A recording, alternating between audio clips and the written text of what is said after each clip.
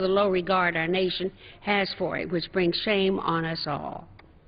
I urge my colleagues on the other side to stop serving their political interest. Start doing bipartisan bills. Start serving our country. In closing, I urge my colleagues to vote no on today's rule, the underlying legislation, and I reserve the balance of my time. The lady from New York reserves her time. The gentleman from Georgia.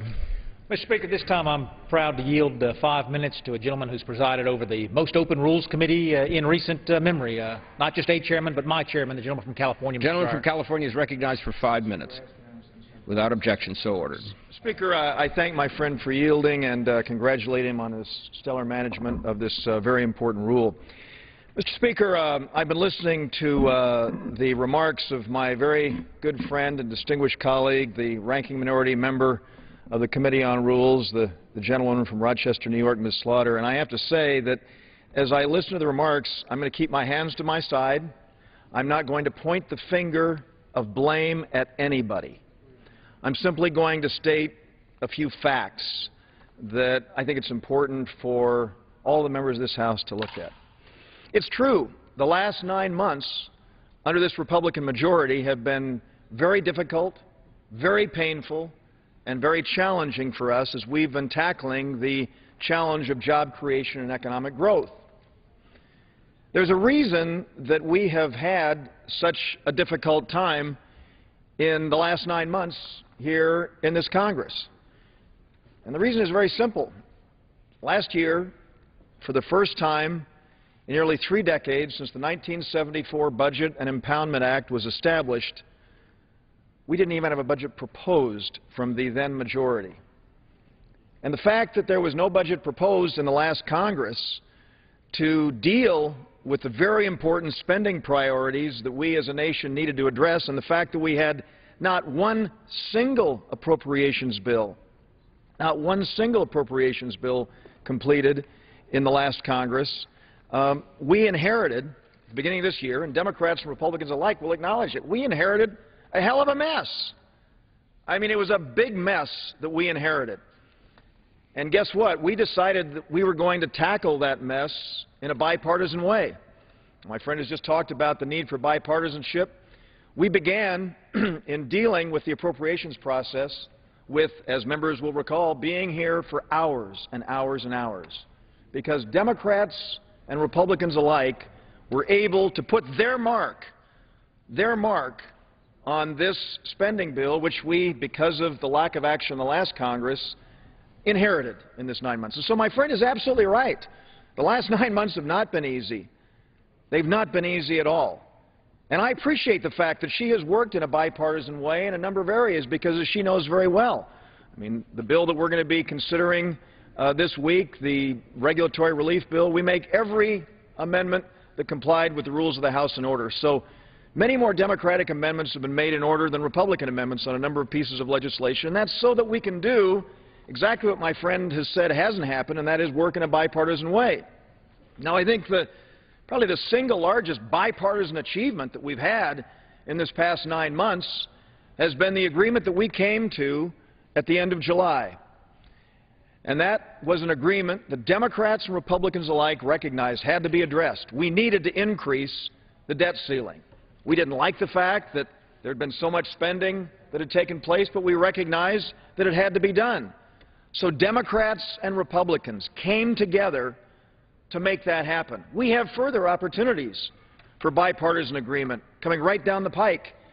We know that Democrats and Republicans alike have said we need to open up new markets around the world for us to create union and non-union jobs so that we can export more manufactured products from the United States of America into these markets. And we have 3 pending trade agreements with Colombia, Panama, and South Korea that will go a long way towards doing what it is Democrats and Republicans alike want to do. I'm not going to accuse a single Democrat of not wanting to create jobs in this country. Everybody wants to make sure that their constituents aren't hurting, that their constituents aren't losing their homes, their jobs, their businesses. I know that everybody, Democrat and Republican alike, wants to make that happen. We will have an opportunity in a bipartisan way to do just that, Mr. Speaker, when it comes to these market-opening agreements in these very, very, very important countries that will help us again create union and non-union jobs. And I think when it comes to the issue of job creation and economic growth, we need to look at the unfortunate mischaracterization that has been made time and time again of things like the tax cuts that have enjoyed bipartisan support, what I call the Bush-Obama tax cuts. First, the 01 tax cuts, I will acknowledge, weren't real growth creators, but the 03 tax cuts generated economic growth that actually enhanced the flow of revenues to the Federal Treasury, and that's not my speculation. All one needs to do is simply look at the raw numbers. In 2003, Mr. Speaker, the Federal Treasury had $1,782 billion in revenues from all sources. That was in 03. At that time, we saw those tax cuts put into place. $1,782 billion in revenues. Up until the economic downturn in 2007, we saw an increase of 44% in the flow of revenues that came into the Federal Treasury to $2,567 billion. Now that's an increase, Mr. Speaker, of $785 billion that came in. Speaker, I thank my friend for yielding. That, Mr. Speaker, was a 44% increase, increasing by $785 billion, the flow in revenues from the 03 revenue flow of $1,782 billion to the 07 revenue flow of $2,567 billion. The reason I use these numbers is that we all are focused on job creation and economic growth. We all know that increased gross domestic product will go a long way towards dealing with our deficit challenges and the difficulties that we face. And, Mr. Speaker, what I want us to do is recognize that, as my friend from Lawrenceville very generously said, I've presided over more open rules than we had in the Republican Congress of the past, and certainly than we had in the 4 years that preceded this. And I'm proud of that. I'm very proud of the fact that we've been able to make so many amendments in order that my Democratic colleagues have offered.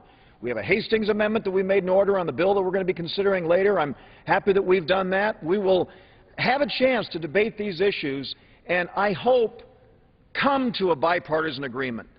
And so, Mr. Speaker, I'll just say in closing that we have had a difficult 9 months. My friend from Rochester is absolutely right. It's been a challenging 9 months. And as long as Americans are hurting, it's going to always be difficult for us here. But being able to establish priorities, to come together in a bipartisan way is important, and this measure that we're considering today is being done at the request of the bipartisan leadership of our colleagues in the other body who want to be able to move this continuing resolution through as expeditiously as possible to, as my friend from Lawrenceville said, recognize that between now and November 18th, we simply want to ensure that the resources are there.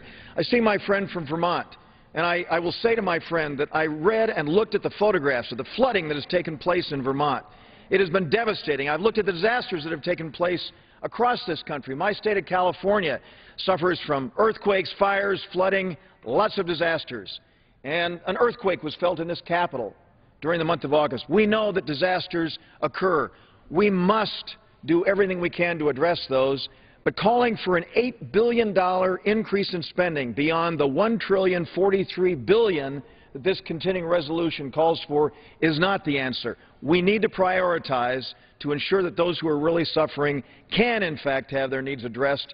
And I believe that this House, in a bipartisan way, can and should, and I hope will do that. So with that, Mr. Speaker, I yield back the balance of my time. Gentleman yields back. The gentlelady from New York. Mr. Speaker, I'm pleased to yield 2 minutes to the gentleman from Massachusetts, member of the Rules Committee, Mr. McGovern. Gentleman from Massachusetts recognized for 2 minutes. Mr. Speaker, today the Republican majority has made a mockery of both the process for and the content of this short-term continuing resolution. Over the past several weeks, wildfires, floods, tornadoes, and earthquakes have brought tragedy to so many Americans. And as it always has, the United States government is responding with vitally needed resources and support.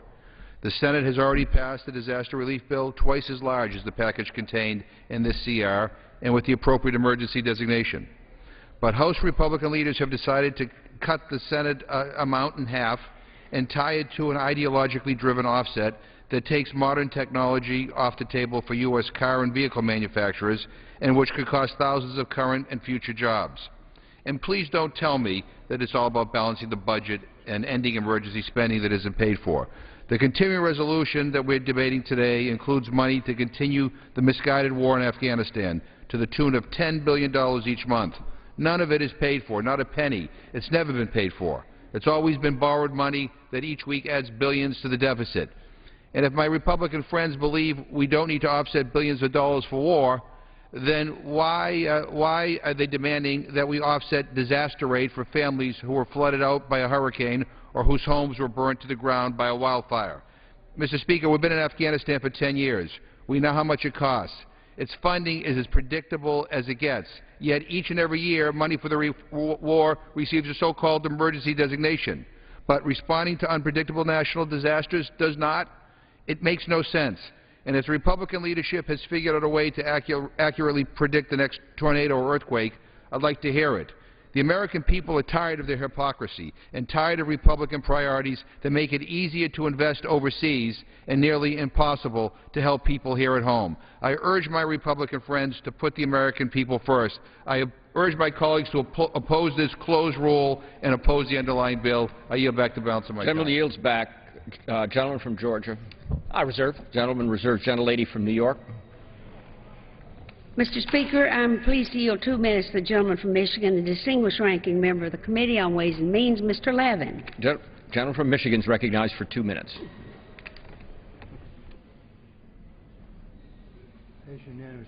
Without objection.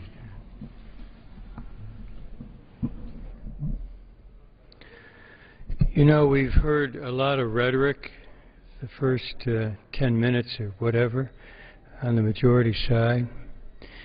But rhetoric cannot mask, cannot obscure reality. The reality is this is an anti-jobs bill. In 2007, we put forth the Advanced Technology Vehicle Manufacturing Loan Program. It has worked. Tens of thousands of jobs have been created as a result of that program. In states, Michigan, yes, Illinois, Ohio, Indiana, Louisiana, and Florida. And so now the majority says they're going to pay for it, this bill. How? By ending a program that has created jobs. That's the reality. It cuts it off. Even though there are applications pending that will create thousands of more jobs in the manufacturing base of this country, in Indiana, Missouri, Ohio, California, Michigan, and other states. It's inexcusable. It's inexcusable. Yes. I appreciate the gentleman yielding. You may have some information that we did not have in the Rules Committee. My understanding is that this program, which has billions that were appropriated in 2008 and have not yet been spent. All right, let me just look. Not only can be used. You've been misinformed. You've been misinformed. There are millions and millions of dollars that are already in the pipeline to be spent, and applications for the balance of that money. That's a fact. And so if you've been misinformed, I suggest you go back to the Rules Committee and take another look at this. This is an anti-jobs bill when we need jobs in the United States of America. We'll remind members to direct their remarks to the chair. The gentleman from Georgia. I thank you, Mr. Speaker. I yield myself such time as I may consume. Gentleman is recognized. To speak to what's inexcusable here, and I hate that that's where we have to end up. I hate that that's where we have to end up. The truth of the matter is, what we have down here today is the relitigation of something that we already litigated in July and August, and that is that this bill today funds just until November 18th at the level that we as a body agreed to. You may not like it, I may not like it, but we agreed to it, a level that's 1043, $1,043 billion. That's a big number. That is a big number. This resolution today, this continuing resolution to get us through November 18th, does not relitigate that decision. We spent a lot of time on that in July and August, and again, we come from different places on whether or not that's the right number. I probably say it's too high. You may say it's too low. But this is simply a resolution that implements the will of this House. Will the gentleman yield? I'd be happy to yield to my friend. There was nothing in that decision, nothing in that action that paid for a continuing resolution that will take away jobs from the businesses and workers of the United States of America. Reclaiming my Purely time, and simply. reclaiming my time from my friend, you're absolutely right that this bill does not define where those $1,043 billion go, and I take issue with that too. I go back to what you called rhetoric, the 10 minutes that we spent at the beginning where we went through line by line to talk about, golly, the work I'm so proud of that you and I have done together. The individual appropriations bills that you and I have worked through together, doing what was supposed to be done in this House. No, that was the time to do these things one by one, and golly, we did. Well, will you yield? We did. I'd be happy to yield to my friends. So now you're saying we're paying for it by taking away jobs from businesses and workers. That's what this does. Again, reclaiming my time. You can't hide that fact. As I'm not the chairman of the committee, I will quote the chairman of the committee, who tells us that not only can we use this offset here today, but there remains not millions, but billions of dollars in the account to be used for this purpose. Dollars that were appropriated, Mr. Speaker, in 2008. 3 years ago, they remain unspent, but we leave them there just in case. Just in case. And what I would say to my friend is, if we can just get around to doing this process right again, and I have great hope that we can. Let me just finish this, and I'll yield back to my friend from New York. If we can get back to doing the process right, we'll have this discussion not on a $1,043 billion continuing resolution, and not even on a $500 billion continuing resolution, but on the energy and water appropriations bill. Okay, we'll be able to get back to it, and I have that great wish for this House, Mr. Speaker, and I reserve the balance of my time. And a lady from New York. Mr. Speaker, I'm going to yield myself 10 seconds to say that I said in my opening statement that this program has already yielded 39,000 jobs on its way to 60,000, which will not be able to be met because you are using this as the offset. I am happy to yield 2 minutes to the gentleman from New Jersey who suffered great damage in the hurricane, Mr. Pasquale. Gentleman from New Jersey is recognized for 2 minutes.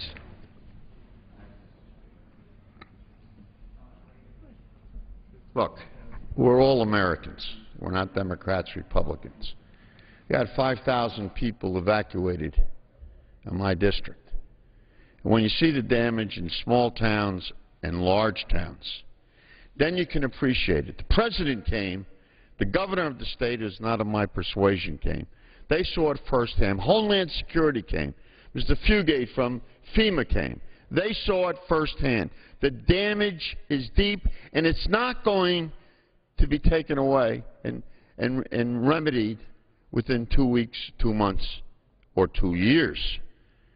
Because the ground was so saturated that trees fell without any wind and are still falling. Now, we are only one of 51 districts affected in 15 states.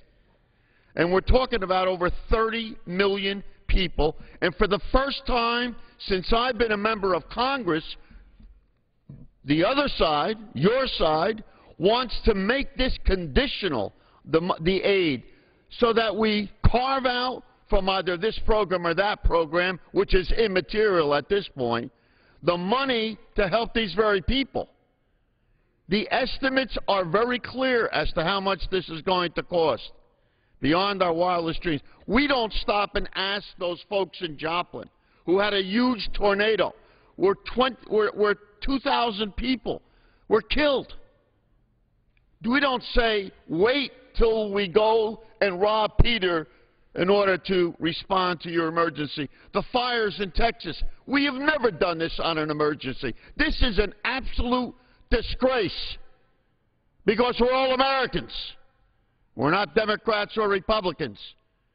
Why didn't we do this, for crying out loud, in 2001 when we went to war?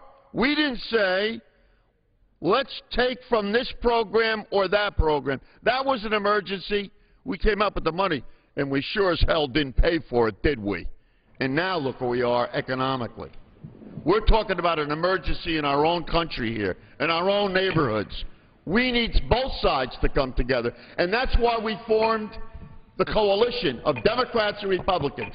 And Republicans are not going to vote for this either. I'm telling you right now. So why don't we come together? Time of the gentleman They passed a clean bill in the Senate. The time of the gentleman has expired. The gentleman from Georgia. 10 seconds. Mr. Speaker, there. Yes, I'll use Gentleman's 10 recognized for 10 seconds. Thank you. This coalition is going to stay strong because America is more important than either party.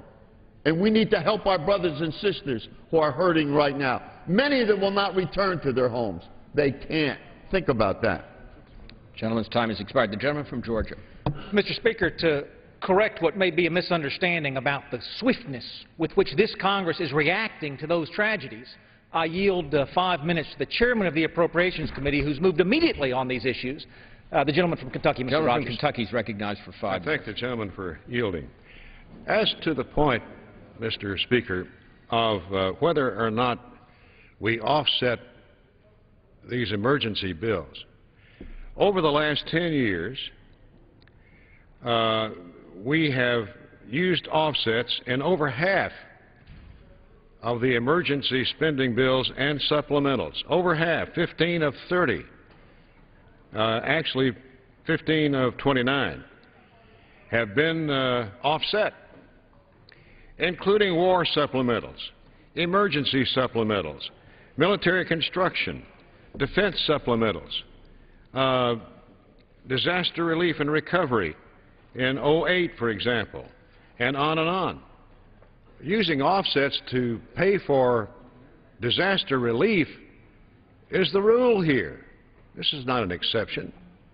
And we're only offsetting $1 billion of it. And, in fact, when the Homeland Security bill passed a few months ago, it included this very offset. And the bill passed by bipartisan support throughout the body. You've already voted for this. And I might add, successfully. Now, on that green car fund, I'm going to call it that, there's over $4 billion this minute sitting idle in that account, and it's been sitting idle for 3 years. The $1.5 billion rescission in subsidies we propose will not have a significant impact on the program, contrary to what some people say. All applications for those loans in late-term stages and negotiations will not be affected. Talk to the agency downtown, which we have. They will not be affected. You're worried about the factory in Michigan or Indiana or Ohio will not be affected. In total, 8 pending applications for loan guarantees totaling over $6 billion will not be impacted by this offset. Michigan has the largest stake.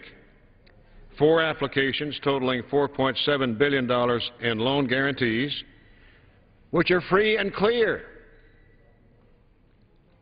Other states with applications in the queue that are safe from this round of cuts include Indiana and Louisiana.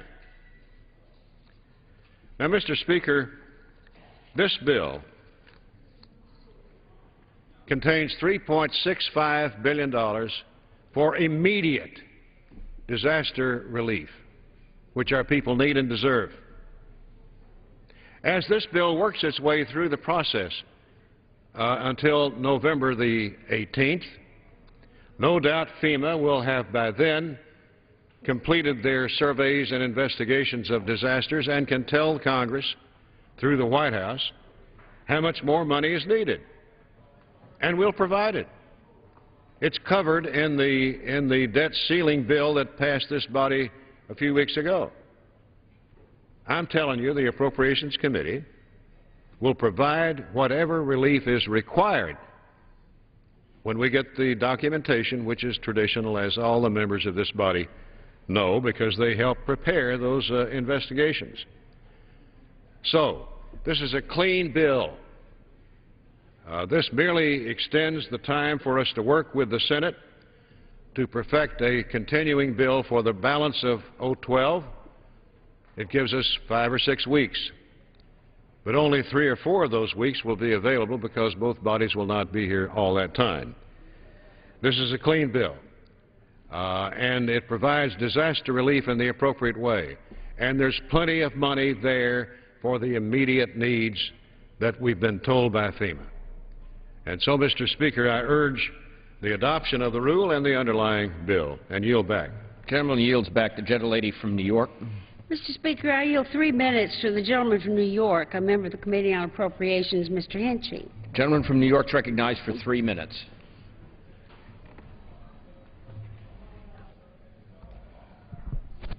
Mr. Speaker, I rise in opposition to the rule and more broadly to the manner in which the House has dealt with disaster relief funding. This year, our country has experienced some of the worst natural disasters in more than a generation. The cost of Hurricane Irene alone is estimated to be over $1.5 billion, and Tropical Storm Lee's costs are still being tallied. Yet despite these overwhelming needs, the disaster aid included in this bill is grossly inadequate and would not sufficiently help the millions of Americans who are recent victims of floods, hurricanes, tornadoes, and wildfires. My district took a 1-2 punch from Hurricane Irene and Tropical Storm Lee.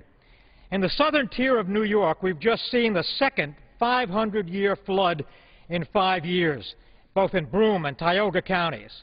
Scores of homes were completely destroyed, and over 100 people who are still living at an emergency shelter in Binghamton, not knowing when they'll be able to return to their homes, if they can return ever at all.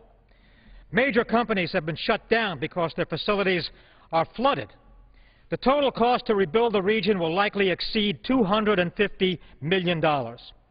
In the Hudson Valley, Hurricane Irene caused massive power outages and record flooding. In Ulster County, 60% of residents lost power.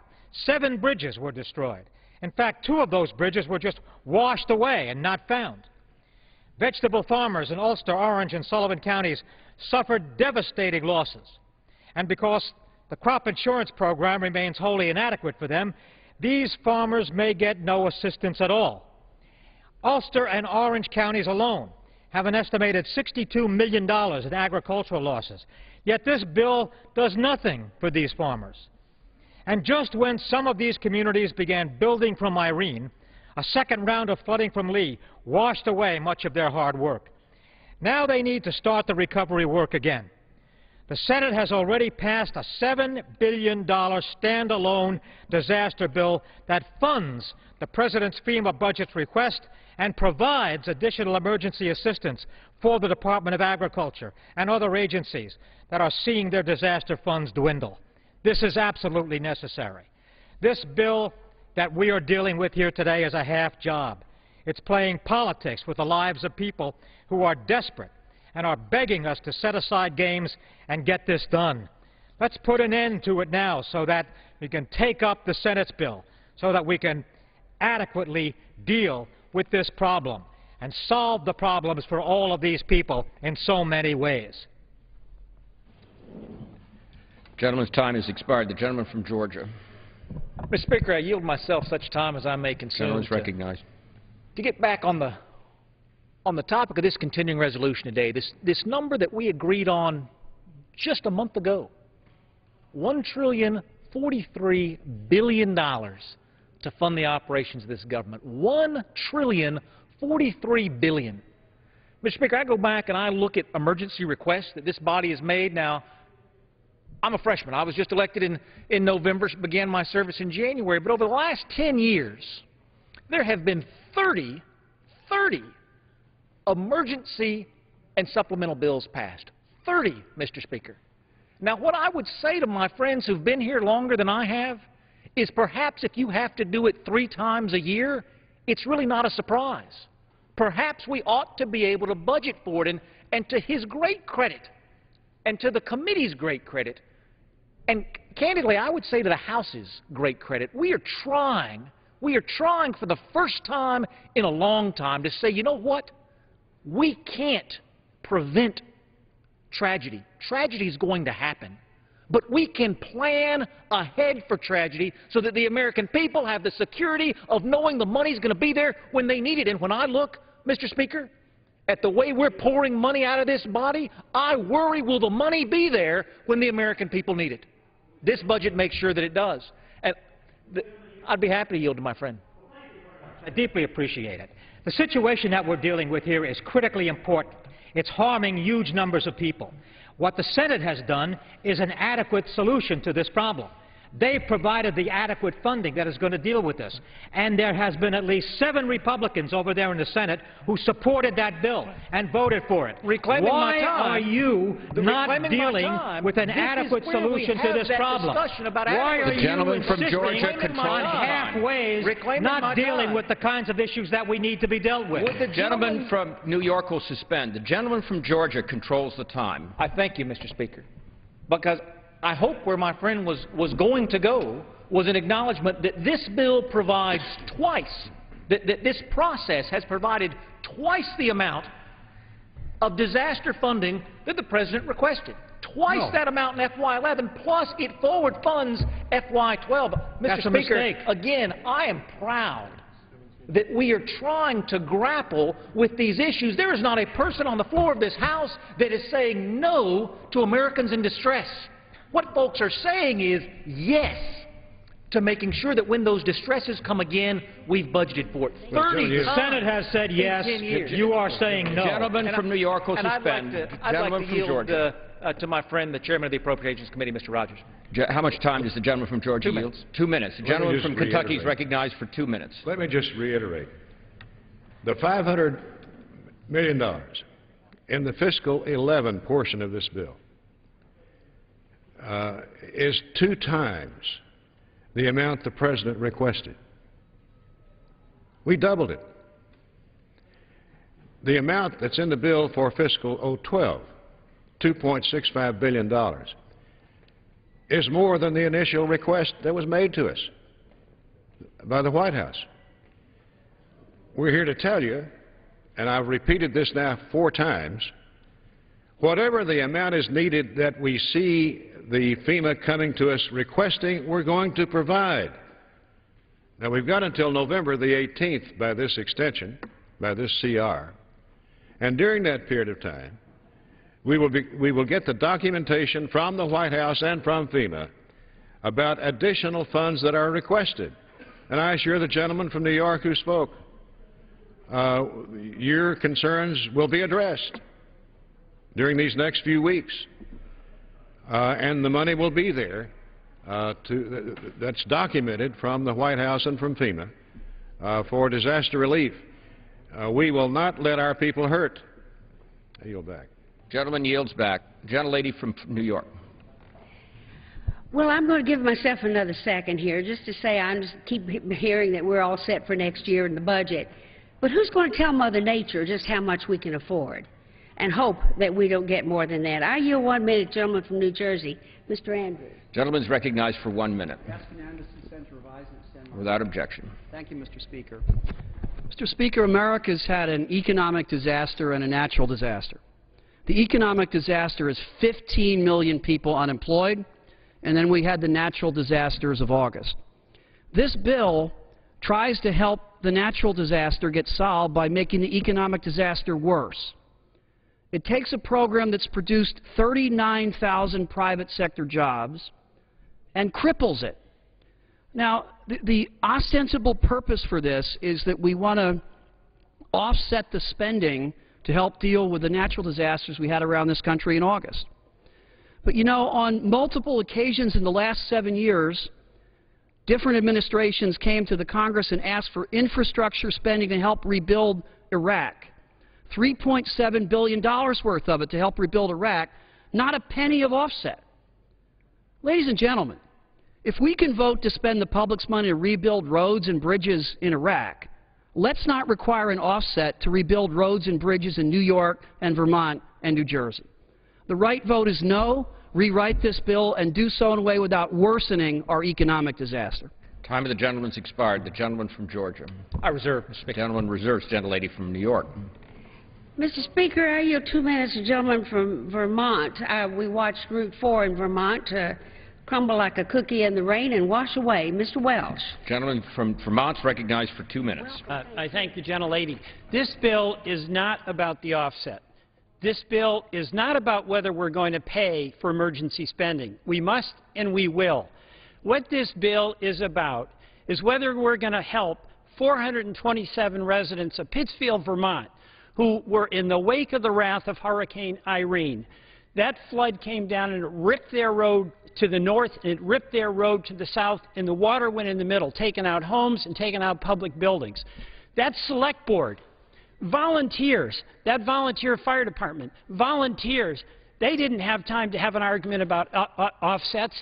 They had to find out how they could get an excavator to get in here. And if they didn't have one, they had to borrow one. They had towns who weren't leveraging some disputes they might have had about whether they would turn back an excavator or earth-moving equipment to help them out. They did it. They had their school running the next day, not because they had a school that was functional. Their kids couldn't even get out. They did one thing first, and that was they set up school on the green. They set it up on the green. 2 days after this hurricane, the kids were going to school and their parents were making them feel secure. They couldn't get to a passable road for several days. What did they do? They cut a path through the woods so that half a mile kids could walk and get to transportation. Now, they are going to have a tab, even if we help them, and they know they have to pay for it. But, you know, if your neighbor's house is on fire and you've got a boundary line dispute, you can use the leverage of his urgent necessity to get that fire hose and hold off and get it on condition that he cave, or you can do the right thing. Every time this Congress has had an opportunity to come to the aid of your district or mine, we've stepped up. No Vermonter has ever complained to me that we use their tax dollars to help out in Texas, to help out in Ohio, to help out on the Gulf Coast. And we didn't make it conditional in getting our way. My offset, what might be Afghanistan, yours might be some environmental program. We knew that was not the time to do it. We are in this together. This Congress has an obligation to the American people. I have an obligation to folks in your district, and you do in mine, to do the right thing when an act of God requires for its remedy an act of Congress. Let us act, Mr. Speaker. Time of the gentleman's expired. The gentleman from Georgia. Mr. Speaker, I yield myself 30 seconds just to say we have the distinguished appropriations chairman here on the floor who has said not only have we doubled the president's request here, there's a commitment to make the dollars available to everyone who is in need in these disasters. That's the kind of commitment this nation has always made to its citizens. That's the kind of commitment that this bill continues to America's citizens. I reserve. Gentleman reserves. The gentlelady from New York. Mr. Speaker, I yield 1 minute to the gentleman from North Carolina, Mr. Watt. Gentleman from North Carolina is recognized for 1 minute. Mr. Speaker, I ask unanimous consent to revise and extend my remarks. Without objection, so ordered. Thank you, Mr. Speaker.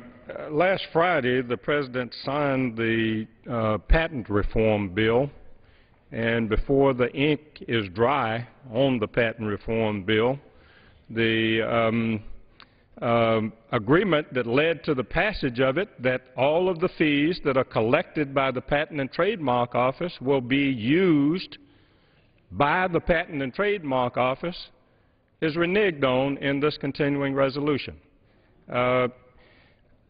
This is a job-creating bill, an innovation-creating bill, and because we have been taking the money of the Patent and Trademark Office for years and diverting it to the general fund, we have in effect imposed a tax on innovation in this country. The appropriators promised us that they were going to correct this problem. Nothing in this bill to address that promise, and I don't see how I can support a continuing resolution that does not honor the commitment that was made in our patent reform bill. I yield back. His time has expired. The gentleman from Georgia. I reserve. The gentleman reserves. The gentlelady from New York. Mr. Speaker, I'm pleased to yield 3 minutes to the gentleman from Michigan, Mr. Dingell. The gentleman from Michigan is recognized for 3 minutes.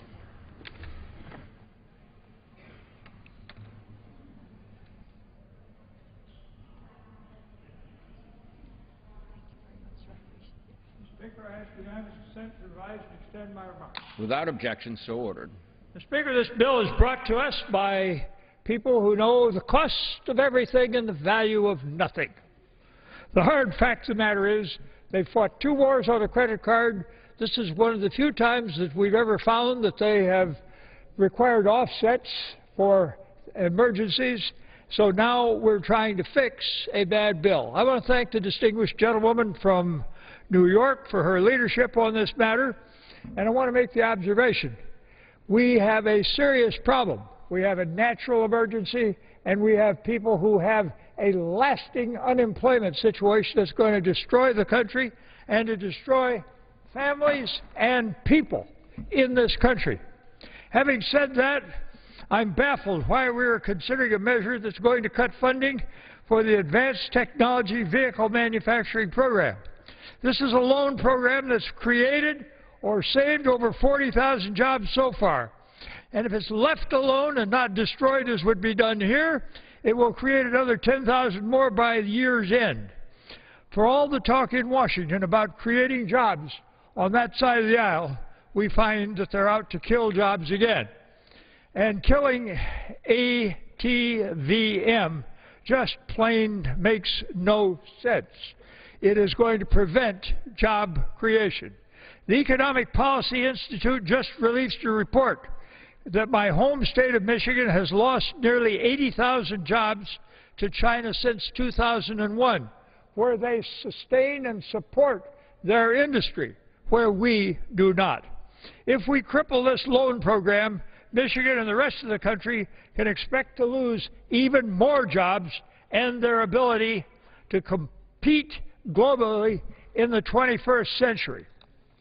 Now I understand we're living through tough economic times and have to squeeze every penny to make sure it counts. But I want to remind everybody here present that there are more applications in the pipeline than there is money to participate in this particular program. So we are essentially robbing Peter to pay Paul. But it is going to come at an enormous cost to the economic future of your constituents and mine. Now, it comforts me that many of my colleagues have seen through this rascality and have observed it for what it is. Over 100 of them have signed on a letter by my friends Mr. Peters and Mrs. Eshoo in opposition to gutting ATVM. I urge my colleagues to stand up for what is right by defeating the previous question and by adopting my amendment. And if we can't do that, let's vote this rule down and let's vote this bill down and go about the nation's business in a wise and a sensible fashion, which will create jobs and not strangle economic opportunity for our people. I want to thank the distinguished gentlewoman from New York.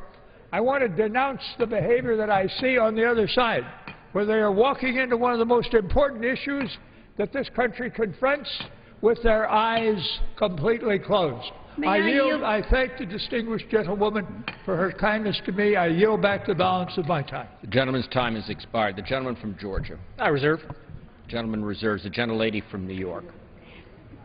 Thank you. Mr. Speaker, I yield 2 minutes to the gentleman from Minnesota, Mr. Ellenson. The gentleman from Minnesota is recognized for 2 minutes. Mr. Speaker, there is a not-so-thin line between being frugal and fiscally responsible and then downright cheap and stingy. And this bill demonstrates the difference. To say to somebody who is in disaster, to say to somebody who might lose everything, where the waters are rising, the fires are burning, the storms are knocking things down, to say, you know what, we can only help you if we cut somewhere else, is the most stingy, short-sighted, poorest form of representative government I've ever seen. It is outrageous to tell Americans facing disaster that you don't get any help unless you can find how to squeeze it out somewhere. Americans help Americans. Americans stand up for each other at time of crisis. This is a hallmark of who we are. And it doesn't matter whether you're Republican or Democrat, whether you're from the north, the south, the east, or the west, whether you're black, white, Latino, wherever you come from. When Americans are in trouble, Americans respond, and we don't reach inside and say, well, if I can afford it, we'll help you out. We just jump forward and we help out. Was Jim and yield? No, I will not yield, and I won't exceed any of my time, so you don't need to ask again. Thank you very much. I'm also just absolutely appalled that the Republican bill will cost at least 10,000 good-paying American manufacturing jobs and perhaps tens of thousands more by cutting the Advanced Technology Vehicle Manufacturing Loan Program, which is putting Americans to work in producing cleaner American cars. This provision, perhaps more than any other, demonstrates the fraudulent nature, fraud, of claiming that the Republicans are trying to produce jobs. They are not trying to make jobs. They run around saying that rich people are job creators. They're profit creators. And you know who's absolutely not a job creator? Anyone who votes yes on this bill. Vote no, absolutely no, Time of the gentleman on this has expired. bad piece of bill. Gentleman from Georgia. Mr. Speaker, I'm proud that we've been able to have a conversation with one another and yield that time throughout the day. And in order to continue that, I'd like to yield a minute to the chairman, if he'd still like it. Gentleman from Kentucky is recognized for 1 minute. Thank the gentleman for yielding.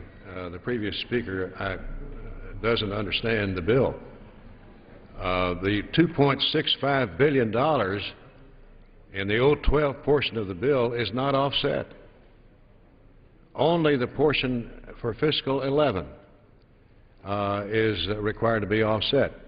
And I would remind the gentleman, as well as everyone else, many of whom voted for the Homeland Security bill a few months ago, it included this provision. The disaster relief money, twice what the President requested of us. We doubled his request. That part is offset, the fiscal 11 monies. But the bulk of the money in this bill, the $2.65 billion for fiscal 12, it's not offset. So the gentleman is incorrect. I yield back. Gentlelady from New York. Mr. Speaker, I'm pleased to yield 2 minutes to the gentleman from Michigan, Mr. Peters. The gentleman from Michigan is recognized for 2 minutes.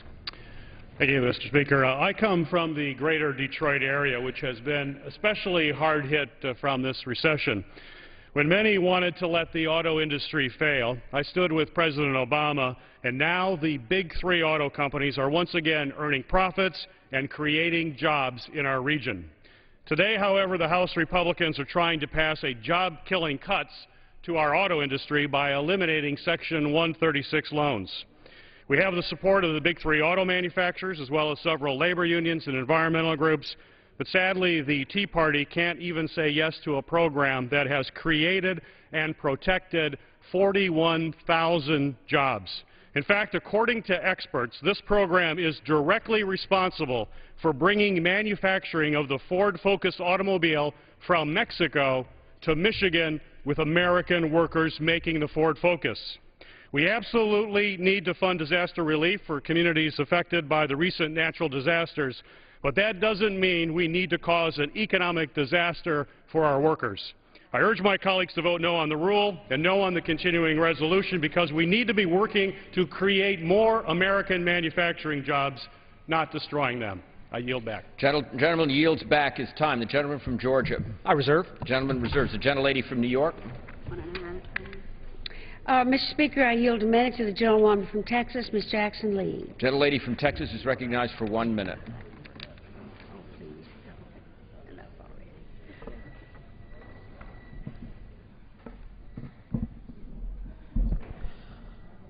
Speaker, you would seem that we would come to the floor of the House at this time and celebrate a continuing resolution in the backdrop of Hurricane Lee and Hurricane Irene, the enormity of the tragedy in Vermont. I know that my colleagues from that area are in pain and still suffering from the devastation.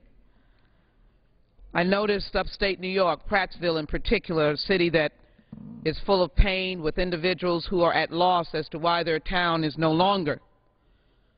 But in that instance, as my colleagues know, my Republican friends know, although we have had some moments that we have not been proud of, such as in the Gulf region when we were not prepared for Hurricane Katrina, we have still risen to the occasion thereafter and said to the American people that if you're in a disaster, this nation will come to your aid. Unfortunately, this CR does not in any way befit the American way. For here we have a fix that is really a broken fix. Rather than declaring disasters what they are, emergencies, and providing the dollars that we need. Mr. Speaker, let me yield the gentlelady an extra minute. I thank the gentlelady. We are, in essence, if I might use the old-fashioned term, nickel and diming our responsibilities. It is patently unfair to put the American people in the crosshairs of our politics about having an offset for emergency funding. Do you want to tell that if we look back in 2005 to the 1,000+ that died in Hurricane Katrina? You have to have an offset. Let's think about whether we're going to send you any money. Now, I know that there is a need for this legislation to pass. But once we concede the idea that the American people will be put in the pickle of an offset, that means that disaster knocks at your door, not at your invitation. And the federal government, which is in fact the umbrella on a rainy day, it will not be there. I will not be able to tolerate that. What we should be doing is passing a CR that declares emergency funding what it is, to be there for the American people. And the next thing we should be doing is passing the President's jobs bill. For that is how we will ensure that we are doing the job that the American people want. This CR is a bunch of smoke and mirrors, and I will not tell the American people that they are second-class citizens, and if I can find the dime to pay for your misery, I'll look for the dime. Thank you, Mr. That Speaker. is not the American way. I have been inspired. I have no further speakers remaining, and I'm prepared to... I have no further speakers. I apologize to my friend. I actually do have one speaker remaining. And I'd like to yield a minute to the chairman of the committee. Gentleman from Kentucky is recognized for 1 minute. I thank the gentleman for yielding again. I'll be very brief. The gentlelady that just spoke mentioned Katrina and that we should not offset the expenses of emergency disaster spending. In fact, in 2006, that's exactly what we did do. We required offsets for aid for Katrina. And other matters, $33.5 billion in offsets for Katrina aid in 2006, and then again in 2007. We offset $939 million in offsets for, among other things, Hurricane Katrina recovery. As I've said before, over the last 10 years, we've offset more than half of the disaster emergency relief bills we've passed here. It's not unusual. The gentlelady's mistaken that we did not request offsets for Katrina. We did. Yield back. Gentleman yields back. Gentleman from Georgia. There. Now I'd say to my friend from New York, I am prepared to have no more speakers. The lady from New York is recognized. Thank you, gentlemen. Mr. Speaker, if we defeat the previous question, I will offer an amendment to the rule to make and order a motion to strike the unacceptable House disaster funding language and substitute the bipartisan Senate approach. I ask unanimous consent to insert the text of the amendment in the record along with extraneous material immediately prior to the vote on the previous question. Without objection, so ordered. And, Mr. Speaker, I want to urge my colleagues to vote no, defeat the previous question, and if we are successful in defeating the previous question and can change our amendment, then we will get on with the underlying House amendment. And I yield back the balance of my time. Gentlelady yields back her time. The gentleman from Georgia. I thank you, Mr. Speaker. You know, I think one thing that unites us as Republican Democrats, that actually unites us as Americans, is when we face adversity, we say, can we do better? Can we do better? You know, it's one thing to muddle through, but it's something else to learn from that experience and come back the next time and do better. Now, I'm proud to be here as a part of a freshman class, Mr. Speaker. 89 new Republican freshmen, 10 new Democratic freshmen, 99 members of this House are brand new this year. 99 members of this House. And so we look back. We look back on profligate spending. where even though American families are asked to prioritize their spending each and every day, for some reason the Congress didn't. Even though small businesses are asked to prioritize their spending every day, for some reason Congress didn't. What this new Congress has done, Mr. Speaker, this 112th Congress has done, is to say, can we do better? And the answer is yes. Why are the American people so cynical about Congress, Mr. Speaker? Why are our approval ratings in the tank? It was less than 2 months ago. Less than 2 months ago, we agreed that for next year, we should spend $1,043 billion. And we're already talking about that we got that number wrong, we want to spend more. Folks, we have to make those priority decisions. 30 times, Mr. Speaker, 30 times in the last 10 years, we came up with emergency spending. 30 times, Mr. Speaker. Let me just ask you. The Defense Iraq-Afghanistan supplemental in 2004. Is anybody surprised that it took more money in those places than we had budgeted? Anybody think that's a surprise? I'm not surprised by that, Mr. Speaker. I wasn't here, but I'm not surprised. What I wish we could have done was budgeted better for that. Did we know in 2004 it was going to take more money? Of course we did. But what did we do? We gamed that system. What is this Appropriations Committee doing? What is this Appropriations Committee doing? They're saying that they know tragedy is going to befall Americans. They don't know what, they don't know when, but they know that it's going to happen. And so they're going to budget for it. Why? Because we tell Americans day after day after day that programs that they count on might not be there tomorrow. Why? Because we're broke.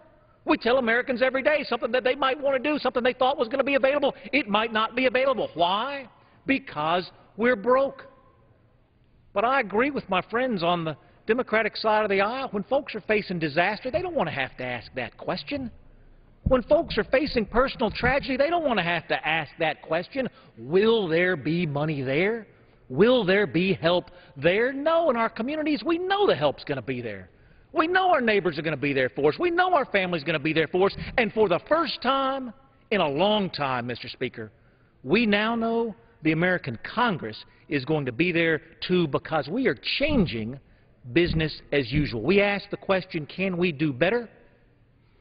And the Speaker and the committee chairman said yes. Yes, we can. I encourage support for the rule, Mr. Speaker. I encourage a vote on the underlying resolution. I yield back the balance of my time, and I move the previous question. Question is on ordering the previous question on the resolution. Those in favor signify so by saying aye. Those opposed, no. In the opinion of the Chair, the ayes have it. I ask for the yeas and nays, Mr. Speaker. The yeas and nays are requested. Those favoring a vote by the yeas and nays will rise. Sufficient number having arisen, the yeas and nays are ordered. Members will record their votes by electronic device. Pursuant to Clause 8 and Clause 9 of Rule 20, this 15-minute vote on ordering the previous question will be followed by 5-minute votes on adoption of the House Resolution 405, if ordered, and suspending the rules with regard to Senate Concurrent Resolution 28 and Senate 846. This will be a 15-minute vote.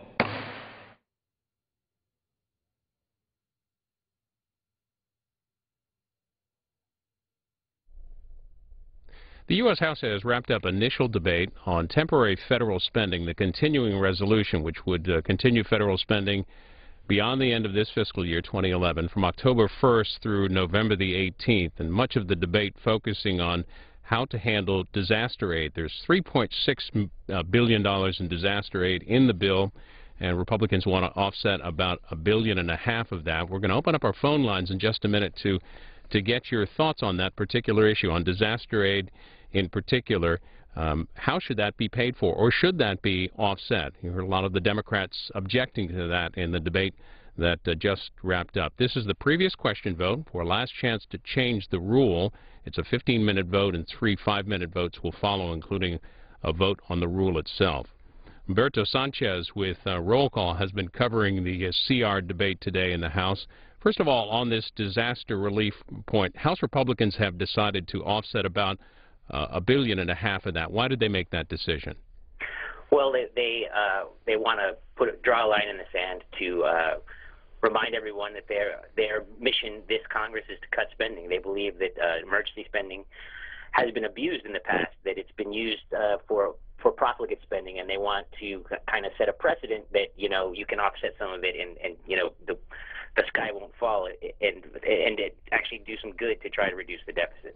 Well, if House Democrats vote against the bill in part because of those offsets, what are the options for House Republican leaders for getting the bill passed? They will. They're whipping their own caucus very hard at the moment to try to get the votes they need. They're facing a couple of things. They're facing issues with the offset from the Democrats, but they're also facing from within their own caucus some conservative members who are upset that the bill spends more than the Ryan budget that was passed earlier this year, and so they're right now working very hard to cobble together the right mix of votes to get to 218. Well, what are you hearing on the Democratic side about, in the end, how many Democrats might support the CR itself when it comes up for a vote later? I've heard some speculation that there could be roughly 10, maybe more, but again, that's all speculation at this time. The minority whip, Steny Hoyer, is also pushing very hard in his caucus to oppose the bill. But the issue of disaster aid doesn't end here in the House. The Senate leader, Harry Reid, has said he plans to get the Senate to pass a bill with nearly $7 billion in disaster aid as an amendment to the House CR. None of that, allegedly, will be offset. Does he have the votes to pass it there in the Senate? It's not clear that he does. He passed that bill last week with 10 Republicans voting with him. He is now. They are now saying several of those have broken away. There's three so far that have said that they would vote for it. Of the 10, 2 have said for sure they'll vote against it, and the rest are undecided. And right now, Senator Reid is also working to try to shore up support on that side as well. As we wrap up here, give us what it looks like going through the rest of the week, assuming we're looking at passage, say it passes here in the House, what's ahead in the Senate, and eventually how does this get passed by both bodies in the same form? Well, I think that the Senate faces, if it passes the House, the Senate faces a choice to try to amend it. If it's not, if they can't change it, they may have to pass it, the House version, in order to ensure the government stays open and that some disaster funding gets through. So the options aren't really good for the House, for the Senate, if the House passes it, and if they do not have the votes to amend it. Humberto Sanchez covering the CR debate in the House for Roll Call. Thanks for the update. Thank you so much.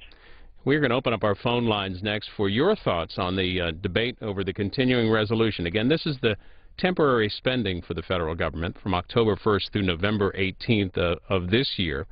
And in particular, we're asking you about the disaster aid element that's a part of this House bill, and that is about $3.5 billion. And offsets of $1.5 billion by Republican leaders. And those offsets, those pay for, come from a Energy Department vehicle manufacturing and advanced vehicle plant, a loan program rather, and also money from initially designated for FEMA. The numbers are 202-585-3885 if you're a Democrat. For Republicans, 202-585-3886. And independents and all others, 202-585-3887. Let's go to our first call. Where are you calling from? I'm calling from Ada, Oklahoma. Go ahead with your comments.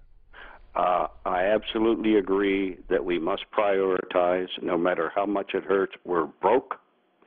We've got to prioritize in civilian business. We've got to prioritize in our personal budgets, in our personal spending, and a country is just like a group of families or a group of businesses. It doesn't have a horn of plenty, and we've been living on too long on a horn of plenty under the auspices of emergency funding and so forth. We have too much wasted monies in the Congress, sending money to Ireland, sending money to people throughout the world when we need to take care of ourselves. And that's my comment. Republican line, Paul from Petros, Tennessee. Hi there. Hello. Glad to talk with you, sir. I'd like to ask you to put a Tea Party number on this thing so we can have an opportunity to speak in here as Tea Party members. Well, thanks for your suggestion, but you can call on the independent line. You know that. Yes, sir. Yes, sir. I'll get on what we're seeing right here. Let me explain to people what we're seeing. This Congress never even had a budget the years that they were in control of Congress. Why? Because they were just reckless in their spending. Now this man has spent $5 trillion, and we're wondering why we don't have money to fund these disasters. We have to offset them. There's people down here that's hurting. And this Democratic Congress does nothing but lie. That's all they do. They sit there and they tell lies and just put down the Republican Party. Look at the debt commission. Look at the stuff that's on that debt commission's back. It's unheard of what they've done. I don't like the way the Republicans or the Democrats set that up. It's set up for failure. A view from Tennessee. Thank you for that. Aaron from Golden Valley, California. Hi there. Hi there. I don't really disagree that we need to have some kind of offset with the financial situation this country's in, but the choice of where that offset comes from, it looks like it's set up as a political game.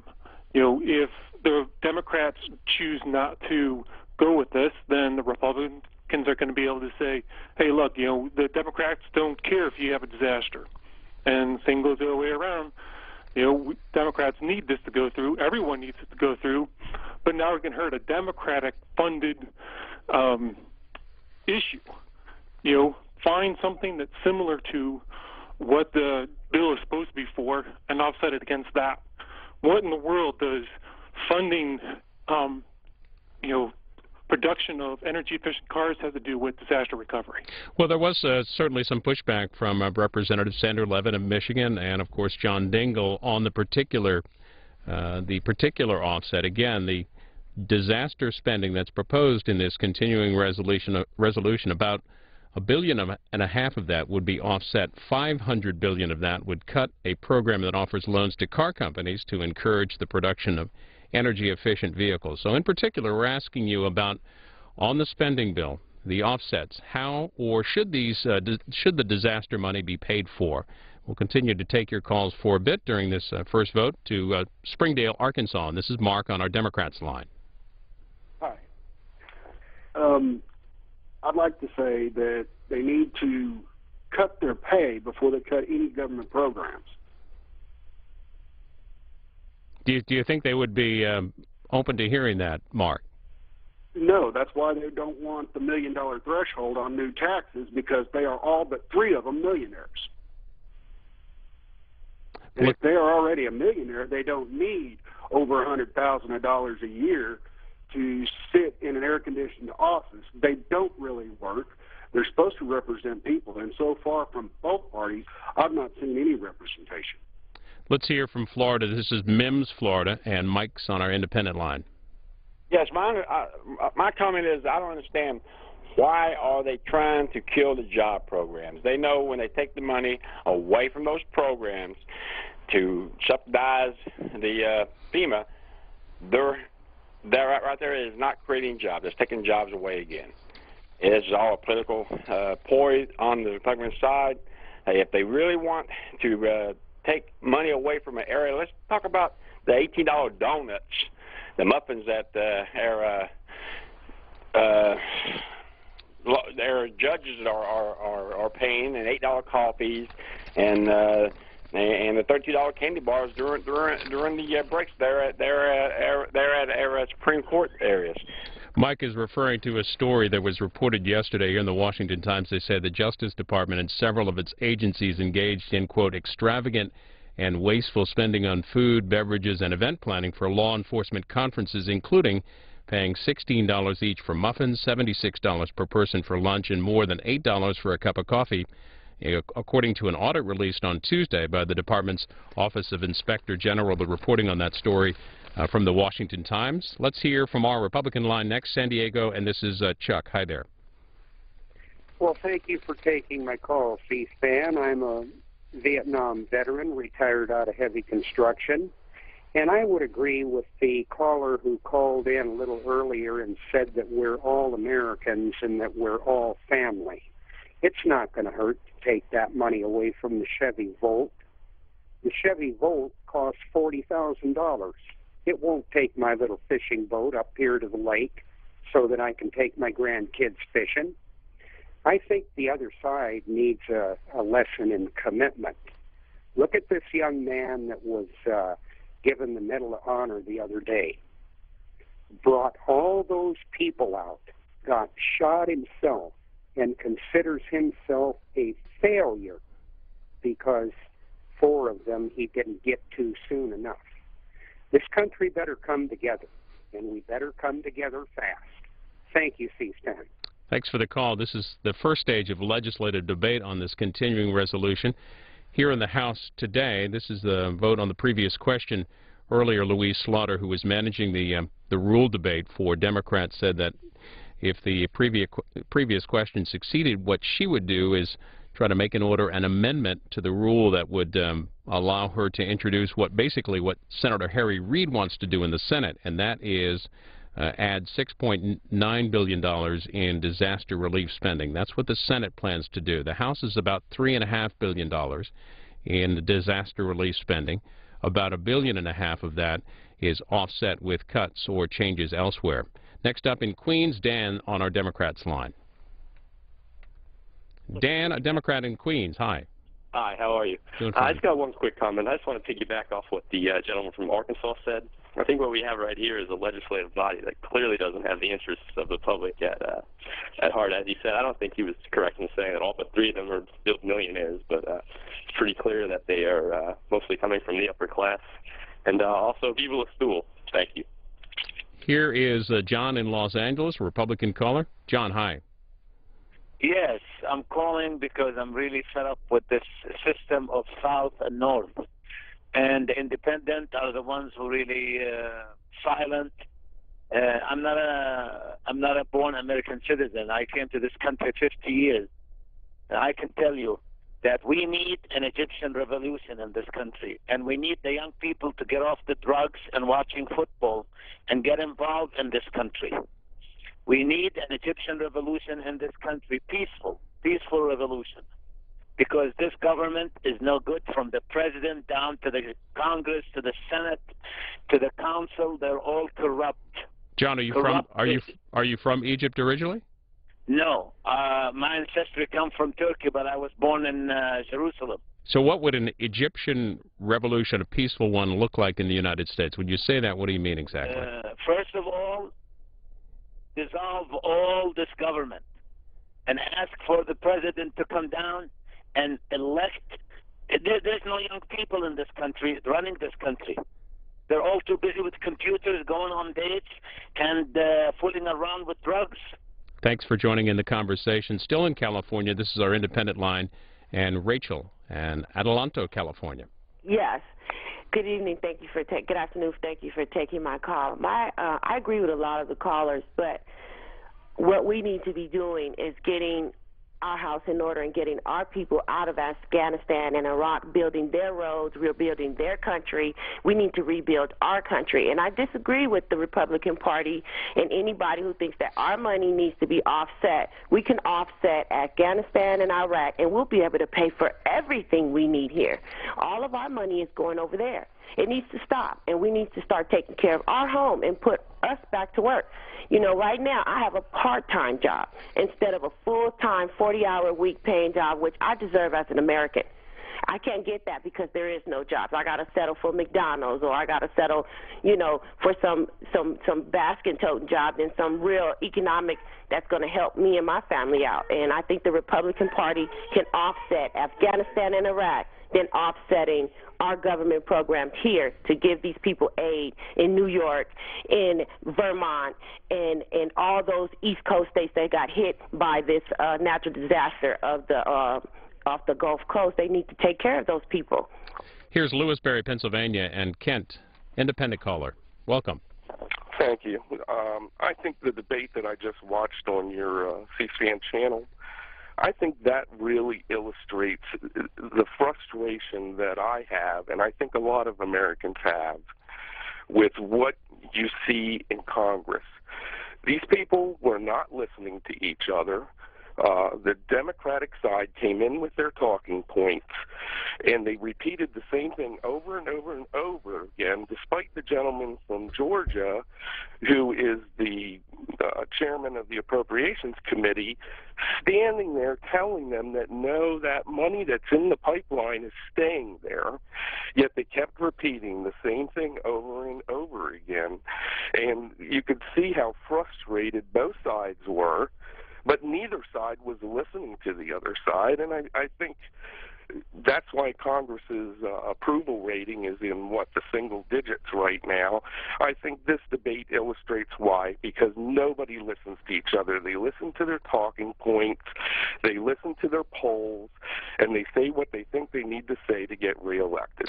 We'll get a few more of your phone calls as this vote winds down. This is a 15-minute vote, a procedural vote ahead of the rule vote on the continuing resolution, and that's the spending bill. A short-term spending bill for October 1st through November the 18th. The 2011 fiscal year ends on September the 30th.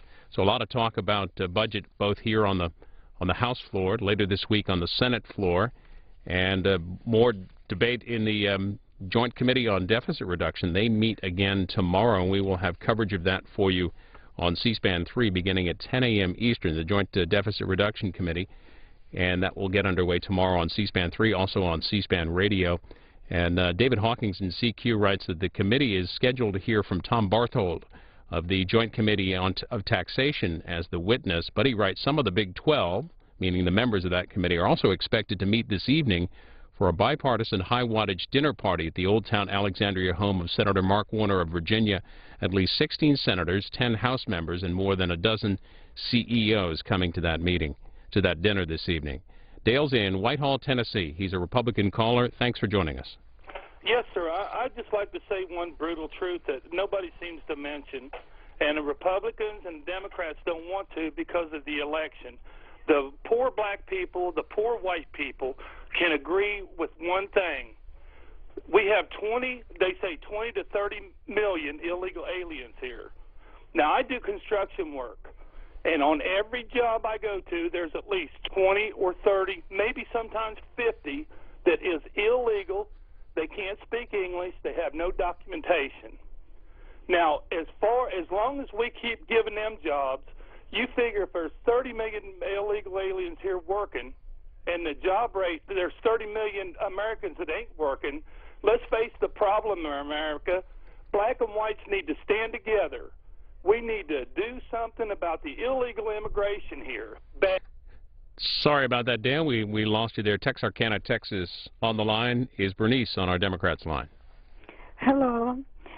I'm an 80-year-old black female, and I'm retired, so the only part of this discussion that would really affect me, I guess, would be the disaster spending. If I were ever in a disaster, I've been fortunate not to be.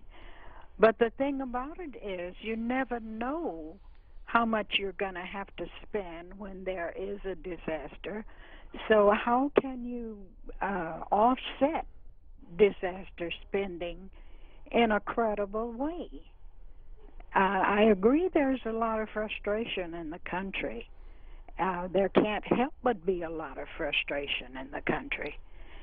But the last speaker was correct in a way, and he said blacks and whites need to come together. I think Americans, especially moderate and low-income Americans, need to come together and talk to not only talk to their representatives, but listen to what these people are really saying and decide whether or not you really want those kind of people representing you. We appreciate hearing from you, Bernice, in Texarkana, Texas. Here's Palm Coast, Florida, and Richard on a Republican line as we get a few more calls here as the vote winds down. Hi there. Oh, good afternoon. I'd just like to comment on your original question, whether the disaster spending should be offset. I agree it should be offset. Take some of these needless government spending programs that we have, these pork barrel projects that have been long programmed in, and get rid of them. Offset them. take the money that you really need to put somewhere and put it in the proper place. Well, let me ask you about the timing of that, because Democrats were raising the point that it hadn't been done before. That was their assertion, that it hadn't been done before. Is the time to have that conversation about disaster spending ahead of time, the annual spending bills, or is the time actually when the money's needed and it's down to the wire with a continuing resolution? I think it should be done when the money is needed. But the point being, just because it's been done in the past doesn't make it a correct assumption. Mm-hmm. The assumption's always been that we're going to take a continuing resolution. It's just going to be passed through with a voice vote, no questions asked. The Tea Party people that are in there now are saying we're going to ask these questions. We're going to stop this business as usual. Let's get on with the government in the proper manner. These people that are in office for 40 years, the founders of our Constitution, of our country, that wrote that Constitution, did not want,